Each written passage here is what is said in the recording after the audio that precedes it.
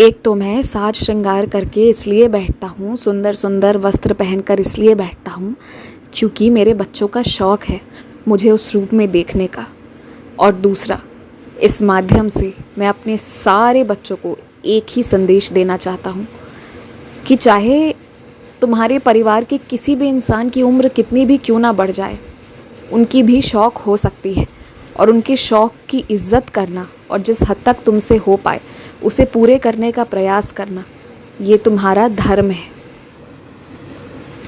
ये कभी भी मत सोचना कि जो घर के बड़े बुज़ुर्ग हैं उनके कोई शौक़ नहीं है या फिर उनके शौक़ को उतनी तवज्जो नहीं दी जानी चाहिए क्योंकि वो ऐसे भी जी सकते हैं। ऐसा कभी मत करना।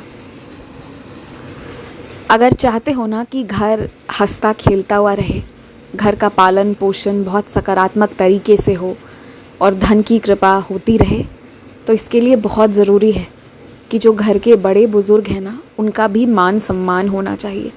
उनकी भी जो ख्वाहिशें हैं उसे पूरी करने की प्रयत्न की जानी चाहिए। और वैसे भी उम्र के उस पड़ाव में ना, यदि बस उनका हाथ थाम लो, थोड़ा सा समय उनको दे दो ना, तो फिर उनकी आयु भी बढ़ जाती है। और जिन घरों में ना बड़े बुज़ुर्ग होते हैं वो घर पर आशीर्वाद और बना रहता है।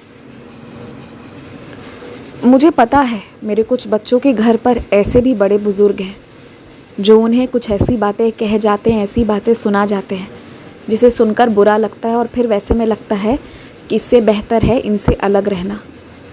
लेकिन तुम लोगों ने जो शांति बनाई रखी है, जो जवाब नहीं दिया है, तो तुम्हें क्या लगता है उसका आशीर्वाद तुम्हें नहीं मिलेगा? हाँ, उसका 4 गुना आशीर्वाद तुम्हें मिलेगा क्योंकि तुमने किसी की इज्जत की है, क्योंकि तुमने किसी को बड़ा बनने दिया है। और एक बात कहूँ तुमसे कि सबूरी तुम्हें तब तक रखना पड़ेगा जब तक तुम्हें मेरी सबूरी पर विश्वास नहीं हो जाता।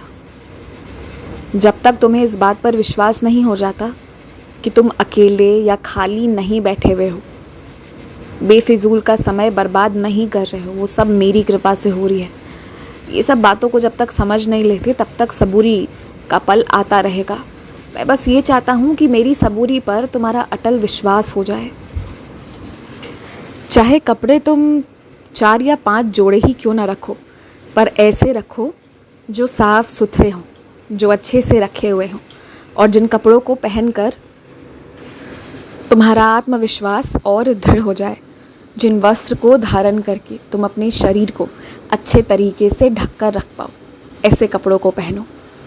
किसी के कहने पर या किसी को दिखाने के लिए जैसे तैसे वस्त्र का धारण मत करो। जो लंबी भीड़ में सब दौड़ रहे हैं ना, एक ही जैसा काम कर रहे हैं और फिर उन्हें लग रहा है कि इस माध्यम से वो अलग बन चुके हैं, तो तुम वाकई में उस भीड़ से अलग हटो। अपनी संस्कृति से, अपनी मिट्टी से जुड़े रहो और धरती से जितना जुड़े रहोगे ना, उतनी ही ऊंचाइयों को प्राप्त कर पाओगे। कम उम्र से बहुत बोझ मिला है तुम्हें, पर वो सिर्फ इसलिए मिला है क्योंकि तुम्हें ये बताना चाहता हूँ कि तुम उसके काबिल हो। और तुम आज भी जो सपने देखते हो ना, जैसे मकान की, जैसे ज़िंदगी की, जिस चीज़ की जैसे, वैसे तुम पूरे भी कर पाओगे। तुम किसी की निजी ज़िंदगी के बारे में जानना चाहते हो क्योंकि तुम प्यार करते हो और कहीं ना कहीं तुम्हारा लगाव होना शुरू हो गया है। उनकी तनख्वाह क्या है, कहाँ रहते हैं, कैसे रहते हैं। लेकिन मैं एक बात कहूँ, धीरे धीरे तुम्हें सब कुछ मालूम होता जाएगा, पर इस वक्त सही नहीं है। इस वक्त एकदम से सारी चीज़ों को मत पूछो, धीरे धीरे खुलकर सामने आने दो, वक्त दो ज़रा, तभी रिश्ते पनप कर और अच्छे से निकल कर आएंगे। हमेशा खुश रहो, हमेशा मुस्कुराते रहो, हमेशा आगे बढ़ते रहो।